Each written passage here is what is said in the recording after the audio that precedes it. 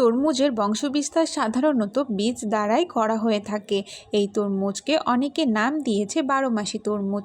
ছোট লম্বাটে ডিম্বাকার কালো খোসা, ভেতরে টকটকে লাল শ্বাসের তরমুজগুলো অসময়ে ওঠার কারণে বাজারে চাষিরা ভালো দাম পাচ্ছে।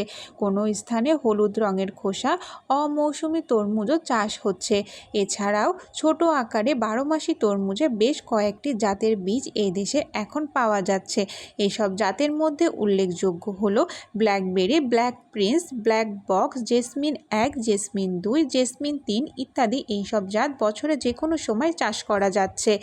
চারা রোপণ মধ্য মার্চ থেকে জুলাইয়ের প্রথম সপ্তাহ পর্যন্ত এই জাতের তরমুজ চারা লাগানো যেতে পারে। বিঘায় মাত্র 50 গ্রাম বীজ লাগে।